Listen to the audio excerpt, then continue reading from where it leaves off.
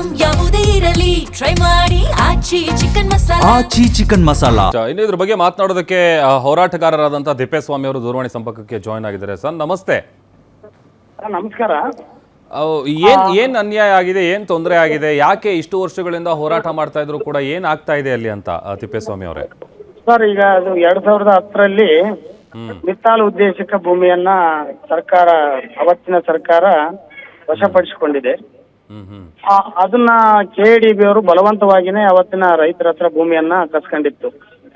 ಆ ಭೂಬೆಲೆಯನ್ನ ಸರಿಪಡಿಸ್ಬೇಕಂತ ಹೇಳ್ಬಿಟ್ಟು ಕರ್ನಾಟಕ ಪ್ರಾಂತ ರೈತ ಸಂಘದ ರಾಜ್ಯ ಅಧ್ಯಕ್ಷರ ಸಂಘ ಯು ಬಸವರಾಜ್ ನೇತೃತ್ವದಲ್ಲಿ ಅಂದಿನ ಭೂ ಸಂತ್ರಸ್ತರು ನಿರಂತರವಾಗಿ ಹೋರಾಟ ಮಾಡಿದ್ದಾರೆ.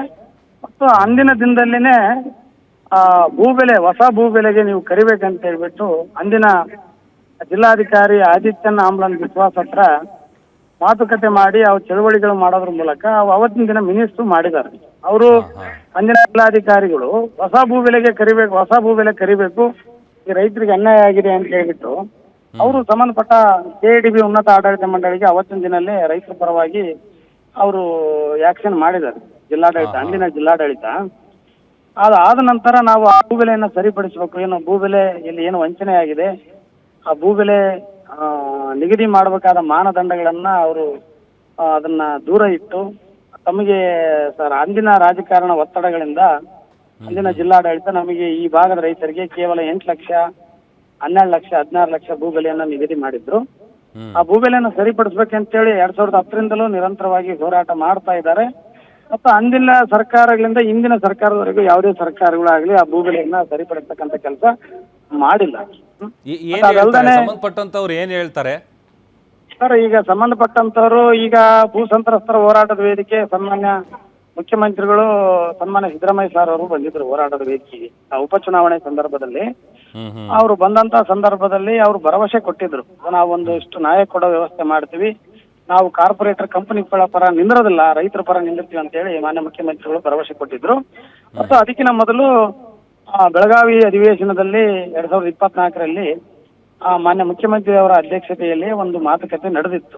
ಅಂದಿನ ಬಳ್ಳಾರಿ ಎಲ್ಲಾ ಶಾಸಕರು ಮತ್ತು ಅಂದಿನ ಉಸ್ತುವಾರಿ ಸಚಿವರು ಮತ್ತೆ ಸನ್ಮಾನ್ಯ ಕೈಗಾರಿಕಾ ಸಚಿವರಾಗಿರ್ತಕ್ಕಂಥ MB ಪಾಟೀಲ್ ಅವರ ನೇತೃತ್ವದಲ್ಲಿ ಮುಖ್ಯಮಂತ್ರಿ ಅವರ ಅಧ್ಯಕ್ಷತೆಯಲ್ಲಿ ಮಾತುಕತೆ ನಡೆದಿತ್ತು. ಅವತ್ತಿನ ದಿನ ನಮ್ಮ ಭೂ ಸಂತ್ರಸ್ತರ ಹೋರಾಟ ಸಮಿತಿ ಗೌರವಾಧ್ಯಕ್ಷರು ಹಾಗೂ ಕರ್ನಾಟಕ ಪ್ರಾಂತ ರೈತ ಸಂಘದ ಅಧ್ಯಕ್ಷರಾಗಿರ್ತಕ್ಕಂಥ ಯು ಬಸವರಾಜ್ ಅವರು ಮತ್ತು CITUನ ರಾಜ್ಯ ಉಪಾಧ್ಯಕ್ಷರು ಸತ್ಯಬಾಬು ಅವರು ಮತ್ತು ಕೆಲವು ಮುಖಂಡರು ಮಾತುಕತೆ ಮಾಡಿ ಬಂದಿದ್ರು. ಅವರು ಒಂದು 4-5 ತಿಂಗಳಲ್ಲಿ ಮಾತುಕತೆ ಕರಿತೀವಿ ಅಂದ್ರು ಕರಲಿಲ್ಲ. ಮತ್ತೆ ಅದನ್ನು ಹೋರಾಟವನ್ನ ನಾವು ಕಂಟಿನ್ಯೂ ಮಾಡಿದ್ವಿ. ಆಮೇಲೆ ಮಾನ್ಯ ಮುಖ್ಯಮಂತ್ರಿ ಅವರು ಹೋರಾಟದ ವೇದಿಕೆಗೆ ಬಂದು ಭರವಸೆ ಕೊಟ್ಟಿದ್ರು, ಆಮೇಲೆ ಮಾತುಕತೆ ಕರಲಿಲ್ಲ.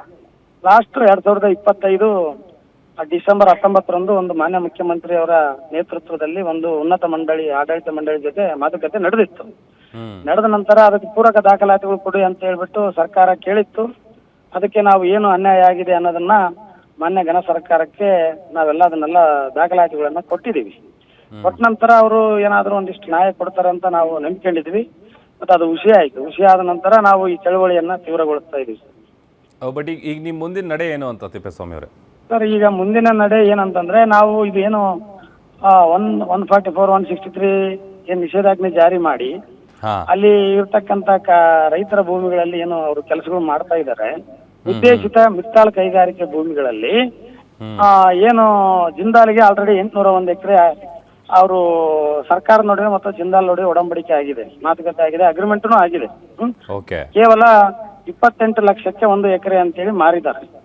ಅದೇ ಭೂಮಿಯನ್ನ 1 ಕೋಟಿ ಕೋರ್ಟಲ್ಲಿ ಕೇಸ್ ಹಾಕಿ ರೈತರು 1,35,40,00,000 ಲಕ್ಷ ರೂಪಾಯಿ ಭೂಮಿನ ಅಲ್ಲೇ ಪಕ್ಕದಲ್ಲಿ ಸರ್ವೆ ನಂಬರ್ ಅಲ್ಲಿ ತಗೊಂಡಿದ್ದಾರೆ ರೈತರು ಕೋರ್ಟಿಗೆ ಹಾಕಿ. ಅಂದ್ರೆ ಇವತ್ತು ಸರ್ಕಾರ 1,35,40,00,000 ಲಕ್ಷ ಬಾಳ್ತಕ್ಕಂಥ ಭೂಮಿನ ಜಿಂದಾಲ್ಗೆ KDB ಜೊತೆ ಸೇರಿ ಕೇವಲ 28 ಲಕ್ಷ ರೂಪಾಯಿಗೆ ಮಾರಾಟ ಮಾಡ್ತಾ ಇದೆ. ಮತ್ತು ರೈತರಿಗೆ ಅಂದಿನ ಭೂಬೆಲೆಯನ್ನ ವಂಚನೆಯನ್ನ ಸರಿಪಡಿಸಿಲ್ಲ. ಮತ್ತು ಮಿತ್ತಾಲ್ ಕೈಗಾರಿಕೆ ಬಂದಿದ್ರೆ ಈ ಭಾಗದ ರೈತರು ಅವ್ರಿಗೆ ಉದ್ಯೋಗ ಸಿಗ್ತಿತ್ತು, ಮತ್ತೊಂದು ಎಲ್ಲ ಆಗ್ತಾ ಇತ್ತು. ಬಟ್ ಅದು ಜಿಂದಾಲ್ನ ಒಂದು ಚಿತಾವಣೆಗಳಿಂದ ಈ ರಾಜಕಾರಣ ವ್ಯವಸ್ಥೆಗಳನ್ನ ದುರುಪಯೋಗ ಪಡಿಸಿಕೊಂಡು ಇವತ್ತು ಕೈಗಾರಿಕೆ ಬರಕ್ಕೂ ಇವತ್ತು ಸರ್ಕಾರ ಅದೇ ವ್ಯವಸ್ಥೆ ಮಾಡಿಲ್ಲ. ಮತ್ತು ಈಗಿನ ಜಿಂದಾಲ್ ಅವರು ಸೂಕ್ತವಾದ ಭೂಬೆಲೆ ಕೊಡಕ ಇವ್ರು ತಯಾರಿಲ್ಲ. ಸರ್ಕಾರ ಈ ರೀತಿ ರೈತರನ್ನ ಗೊಂದಲದಲ್ಲಿ ಈಡು ಮಾಡಿ ಈ ರೀತಿ ರೈತರನ್ನ ಶೋಷಣೆ ಮಾಡ್ತಾ ಇದೆ ಇಂದಿನ ಬಂಡವಾಳಶಾಹಿ ವ್ಯವಸ್ಥೆ. ಹಂಗಾಗಿ ನಾವು ಈ ವಿಚಾರವನ್ನು ಇಟ್ಕೊಂಡು 1247 ದಿನಗಳಿಂದ ನಿರಂತರವಾಗಿ ಹೋರಾಟ ಮಾಡ್ತಾ ಇದೀವಿ ಸಂಗಾತಿ ಯು ಬಸವರಾಜ್ ಅವರ ನೇತೃತ್ವದಲ್ಲಿ. ಮತ್ತು ಈಗ ಕೆಲವು 12ನೇ ತಾರೀಕಿನಿಂದ ನಾವು ಉಪವಾಸ ಸತ್ಯಾಗ್ರಹವನ್ನು ಆರಂಭಿಸಿದೀವಿ. ಇವತ್ತು ನಾವು ಏನು ನಿಷೇಧಾಜ್ಞೆ ಜಾರಿಗೊಳಿಸಿದ ನಂತರ ಕೋರ್ಟ್ ಆದೇಶದ ಪ್ರಕಾರ ಹನುಮಂತಪ್ಪ ಹಾಗೂ ಸಂಬಂಧಪಟ್ಟ ಇನ್ನೊಬ್ರು ಅವರು ಭೂಮಿಯಲ್ಲಿ ಮಾತ್ರ ನಾವು ಉಳುಮೆ ಮಾಡ್ಬೇಕಂತ ಹೇಳ್ಬಿಟ್ಟು ನಾವು ಇವತ್ತು ಹೋಗಿದ್ವಿ. ಹೋದಂತ ಸಂದರ್ಭದಲ್ಲಿ ಈ ರೀತಿ ಆಗಿದೆ ಸರ್. ಥ್ಯಾಂಕ್ ಯು ತಿಪ್ಪೇಸ್ವಾಮಿ ಅವರ ಗ್ಯಾರಂಟಿ ನ್ಯೂಸ್ ಜೊತೆ ಮಾತನಾಡೋದಕ್ಕೆ.